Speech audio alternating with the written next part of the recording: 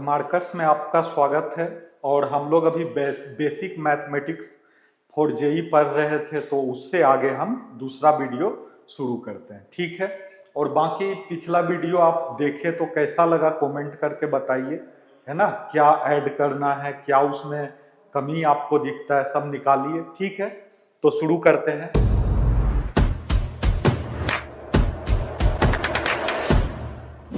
आज हम लोग सबसे पहले तीन चीज डिस्कस करेंगे। ये भी सेट में ऐसे आता है, फिर भी डिस्कस कर लेते हैं। यूनियन, इंटरसेक्शन, यूनियन इंटरसेक्शन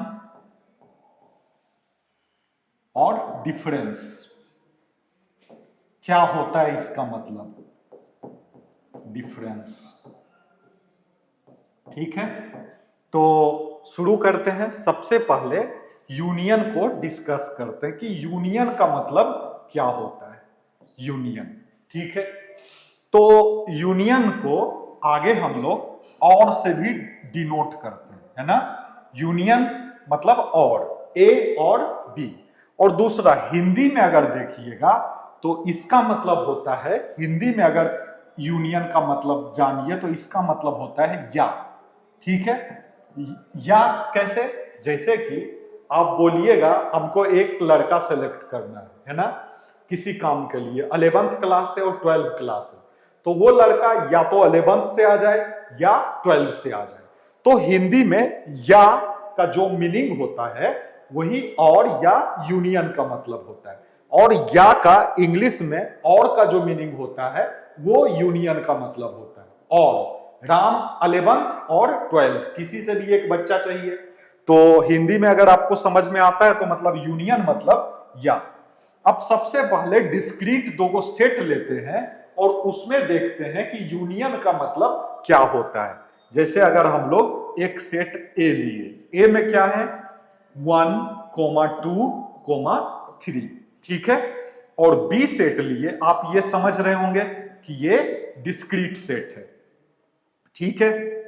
तो डिस्क्रीट सेट है तो समझ रहे हैं। बी ले लिए 2, 3, 4, 5, ये सेट बी है। अगर हम लोग देखिए यूनियन को ऐसे भी डिनोट करते हैं, मतलब इससे, ठीक है ना। अगर हम लोग बोले कि ए यूनियन बी का क्या मतलब होता है, मतलब जो ए में है या बी में है, तो क्या लिखेंगे, ये सेट होगा 1, 2, 3, 4, 5, है ना। रिपीटेशन नहीं करना है। देखिए 2 और 3 दोनों में आया है, तो ये नहीं कि 2, 3 2 टाइम्स लिख दिए, एक ही टाइम्स, है ना। रिपीटेशन सेट में अलाउड नहीं होता है। तो ये डिस्क्रीट सेट अगर ए और बी दिया हुआ है तो ए यूनियन बी का ये मतलब होता है, जो या तो ए में आए या बी में आए या दोनों में आए, ठीक है। तो ये समझ गए आप। अब आगे हम यूनियन का, अभी हम लोग क्या पढ़ रहे हैं, यूनियन, है ना। यूनियन बार बार लिखें, उससे अच्छा है कि ये डिनोशन यूनियन को डिनोट करता है। अब अगला लिए आपका कंटिन्यूअस सेट। जैसे ए है आपका 2 से 3, है ना। ए है 2 से 3, क्या है ये इंटरवल आपका क्लोज्ड इंटरवल है। और बी ले रहे हैं, बी है आपका 2.5 से 7 तक, ठीक है। इसका मतलब क्या है कि ए जो है आपका, वो अगर हम रियल नंबर पे ड्रॉ करें तो इसमें है -इंफिनिटी से इंफिनिटी। यहां पे कहीं 2 आता है, यहां पे कहीं 3 आता है, तो 2 से 3। और इसको देखें बी, तो ये सेट का मतलब है कि -इंफिनिटी से इंफिनिटी, है ना। -इंफिनिटी से इंफिनिटी, ये कहां से कहां है, 2.5 से 7 तक, ठीक है। तो देखिए अब अगर हम ए यूनियन बी कर दे, है ना, ए यूनियन बी, तो वो एलिमेंट ए यूनियन बी में आएगा जो ए में भी है, बी में भी है और या दोनों में है। तो वो कहां से कहां आपको आ रहा है, 2 से 7 तक, ठीक है। तो इसका मतलब अगर हम रियल नंबर लाइन पे देखें तो ये कहां से कहां आ जाता है, इंफिनिटी यहां पे माइनस इंफिनिटी। तो ये आ जाता है आपका 2 से 7 तक। ठीक है, तो यूनियन का ये मतलब है। ठीक है, डिस्क्रीट सेट में भी यूनियन का क्या मतलब होता है डिस्कस कर लिए, और कंटिन्यूअस सेट में। अब हम लोग चलते हैं इंटरसेक्शन का क्या मतलब होता है, आगे चलते हैं। ठीक है, इंटरसेक्शन,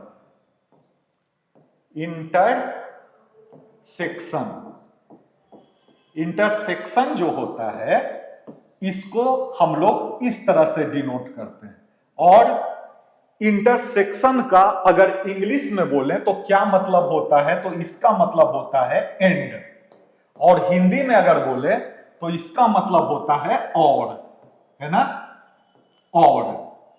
आप इंग्लिश में एंड का मतलब नहीं समझते हैं तो और हिंदी में इसका मतलब आप समझ सकते हैं। जैसे देखिए, इंटरसेक्शन मतलब एंड होता है, इंग्लिश में समझाते हैं। जैसे कि आपको मतलब रोटी और सब क्या बोले, 11th का एक क्लास है और 12th का एक क्लास है। हमको 2 स्टूडेंट चाहिए, मतलब टीम बनाने के लिए या किसी काम के लिए। एक 11th से चाहिए और एक 12th से चाहिए। तो यहां क्या है, 2 student, 1 student from 11th and another student from 12th। तो यहां क्या है, एंड, दोनों होना चाहिए, है ना। और हिंदी में क्या बोलते हैं, और। 11th और 12th दोनों से एक एक स्टूडेंट चाहिए। तो ठीक है, आपको देखिए और लग रहा होगा यूनियन को लेते हैं, लेकिन हिंदी में और का मतलब, जो एंड का मतलब इंग्लिश में होता है उस, वो दोनों सेम होता है। और या का मतलब और होता है, जो हिंदी में या होता है और इंग्लिश में और होता है। ठीक है, अब देखिए इंटरसेक्शन का पहले डिस्क्रीट सेट के बारे में डिनोट करते हैं। जैसे कि ए है, ए में है 1 2 3, और आपका बी सेट है, इसमें डिस्क्रीट एलिमेंट है 2 3 4 5 6। तो क्या बोले, अगर हम लोग ए इंटरसेक्शन बी करते हैं तो इसका मतलब क्या है, जो ए में भी हो और बी में भी हो, मतलब दोनों में जो कॉमन हो। तो क्या कॉमन है, 2 और 3। तो ये सेट हो गया 2, 3। ठीक है, तो अगर डिस्क्रीट सेट आपको दिया रहे तो सिंपली आप देख लीजिए कि कौन कौन एलिमेंट दोनों सेट में कॉमन है, और वो ए इंटरसेक्शन बी में आ जाएगा। अब इंटरसेक्शन को हम लोग देखते हैं कंटिन्यूअस सेट में। ठीक है, तो आगे हम लोग कंटिन्यूअस सेट में देखते हैं। जैसे कि ए सेट लिख दिए, क्या डिस्कस कर रहे हैं, इंटरसेक्शन, इससे भी डिनोट करते हैं। ए सेट हम लोग लिख दिए 2 से 4, है ना, 2 से 4, ये हो गया आपका 2 से 4, है ना। आपको हम बताए इस ब्रैकेट का क्या मतलब होता है, तो ये 2 से 4 क्लोज्ड इंटरवल है। अगर इसको रियल नंबर लाइन पे ड्रॉ करें तो ये होता है माइनस इंफिनिटी से यहां पे प्लस इंफिनिटी, यहां 2 से 4 तक सारा रियल नंबर ये आ गया। उसके बाद बी सेट लेते हैं, बी सेट आपका है 1 सॉरी ये ले लेते हैं 3 से 7। ठीक है, बी ले लेते हैं 3 से 7। तो ये सेट आपका आ जाएगा यहां से माइनस इंफिनिटी से प्लस इंफिनिटी। तो माइनस इंफिनिटी से प्लस इंफिनिटी कहां से कहां है, 3 से 7 तक, है ना। तो 3 से 7 तक। अब देखिए दोनों में कॉमन क्या है, अगर हम लोग ए इंटरसेक्शन बी लिखें तो ए और बी में कॉमन क्या है, तो 3 से 4, है ना। 3 यहां मार्क करिए, ये पार्ट से लेके ये पार्ट, यही कॉमन पार्ट है, यानी कि ए इंटरसेक्शन बी हो गया 3 से 4। तो इस तरह से हम लोग इंटरसेक्शन ऑफ 2 सेट्स निकालते हैं। ठीक है, अब हम लोग डिफरेंस ऑफ 2 सेट्स, देखिए ये सब चीज आप सेट में भी पढ़िएगा, लेकिन उससे पहले हम लोग बेसिक मैथमेटिक्स में इनइक्वालिटी, मॉड, ये सब डिस्कस करेंगे, तो इसका यूज आता है, इसलिए हम बेसिक मैथमेटिक्स में ये सब टॉपिक थोड़ा कवर कर लेते हैं। ठीक है, अब डिफरेंस ऑफ सेट आता है, डिफरेंस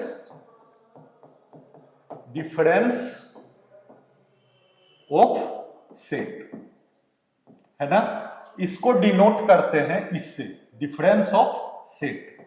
ठीक है, देखिए डिफरेंस ऑफ सेट क्या होता है कि जैसे ए है, पहले डिस्क्रीट सेट से डिनोट करते हैं, 1 2 3 4 ए है, और बी सेट है मेरा 3 4 5 6 7 8, ये है मेरा बी सेट। तो a माइनस बी का क्या मतलब है कि जो a और b में कॉमन है, जो b का एलिमेंट a में कॉमन है, वो एलिमेंट a से हटा देना है। तो क्या कॉमन है, 3 है और 4 है, यहां भी 3 है और 4 है, तो a से 3 और 4 हटा देना है। क्या बच रहा है, 1 और 2, है ना। डिफरेंस ऑफ सेट का यही मतलब होता है, ए सेट से बी सेट का जो कॉमन एलिमेंट है वो ए से हटा देना है। अब बोलिएगा कि जैसे कॉमन ही नहीं है, जैसे सी लेते हैं 1 2, है ना, और डी ले लेते हैं एक सेट जो कि है 4 और 5। आप समझ रहे होंगे ये डिस्क्रीट ब्रैकेट है।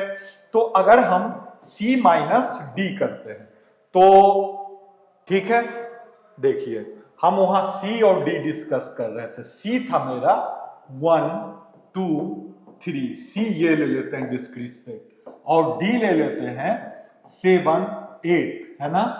तो अब देखिए अगर हम सी माइनस डी करते हैं तो क्या सी का एक भी एलिमेंट डी से कॉमन है, नहीं है। तो सी का जो भी एलिमेंट है वो एज इट इज आ जाएगा, है ना। ये सी माइनस डी का मतलब है। ठीक है, तो डिफरेंस ऑफ टू सेट अभी तक आप समझ गए होंगे। अब आगे हम लोग कंटिन्यूअस सेट में डिफरेंस ऑफ सेट को डिस्कस करते हैं। अब जैसे देखिए ये हो गया, अब अगला आते हैं, दो कंटिन्यूअस सेट लेते हैं। ए सेट है आपका 1 से 5 तक, ये क्या है 1 से 5 तक। इसको अगर हम रियल नंबर लाइन पे प्लॉट करें तो ये क्या हो जाता है, इंफिनिटी और इधर माइनस इंफिनिटी। तो यहां पे कहीं 1 है और यहां पे कहीं 5 है, तो 1 से 5 तक सारा रियल नंबर। अगला आता है सेट बी। सेट बी क्या लेते हैं, ये ले लेते हैं 4 से 7 तक। ठीक है, तो यहां ड्रॉ करते हैं माइनस इंफिनिटी, है ना, और प्लस इंफिनिटी। तो यहां आ जाता है 4 से 7 तक, 4 से 7। अब देखिए क्या बोले थे, a माइनस बी का मतलब है, a माइनस बी का मतलब है कि a और b में जो कॉमन है वो पार्ट a से हटा देना है। ठीक है, तो आप देखिए 4 से 5 तक ये पार्ट कॉमन है, यानी कि a माइनस बी जो हुआ ये हो गया 1 से 4 तक। ठीक है, 1 से 4, यानी कि यहां पे रियल नंबर लाइन पे ड्रॉ हुआ इंफिनिटी और यहां पे माइनस इंफिनिटी, तो ये हो गया 1 से 4 तक। बस इतना ही आया। हाँ, एक चीज और देखिए, यहां पे 4 इंक्लूडेड था, तो 4 इसमें नहीं होना चाहिए, तो यहां पे ये करना पड़ेगा, यहां 4 और यहां पे ये। ठीक है, अब यहां पे 4 एक्सक्लूड करना है क्योंकि इससे 4 भी माइनस हो गया और यहां पे आ गया, यहां से 4 को एक्सक्लूड करना है, तो ये हो गया a माइनस बी। ठीक है, अब इसके आगे हम लोग नेक्स्ट बेसिक टॉपिक पे चलते हैं, जो कि है, दो चीज बता देते हैं, मतलब जो आपको एज ए नोट रट के रखना है कि ई जो है, ये बस ऐसे ही बीच में है। ई जो है एक इरेशनल नंबर है। ई क्या है, इरेशनल नंबर, इरेशनल नंबर, है ना। ई एक इरेशनल नंबर है, और ये जो आप देखते हैं कि E इक्वल टू 2.71 होता है, तो आप बोलिएगा कि E एक रेशनल नंबर है। ये गलत है, ये अप्रोक्सीमेट वैल्यू होता है। ये इक्वल टू 2.71 ये रॉन्ग है ना। E एक इरेशनल नंबर है। उसी तरह से पाई जो है, पाई भी एक इरेशनल नंबर है, पाई भी एक इरेशनल नंबर है। छोटा मोटा कंपटीशन जैसे कॉमेड के ये सब में डायरेक्ट इरेशनल है कि इरेशनल है ये सब पूछता है, तो बेसिक में ही आपको बता दिए पाई भी एक इरेशनल नंबर है। अब जो आप पाई इक्वल टू देखते हैं 22/7, ये रॉन्ग है। इसको देख के आपको ये रेशनल लगता होगा, ये इसका अप्रोक्सीमेट वैल्यू है। और क्या देखते हैं 3.21, ये भी रॉन्ग है। ये सब अप्रोक्सीमेटली इक्वल टू है। पाई एक इरेशनल नंबर है। ठीक है, चलिए अब अगला बेसिक कॉन्सेप्ट पे चलते हैं। अगला है मेरा कि कोई भी दो रियल नंबर के बीच इनफाइनाइट रियल नंबर होता है। इसका मतलब समझ रहे हैं, जैसे कि बिटवीन ये पॉइंट है, इस पे हम लोग डिस्कस करेंगे। ये आप समझ लेते हैं तो बहुत अच्छा, इसका आगे बहुत यूज है। Between any two real number, between any two real number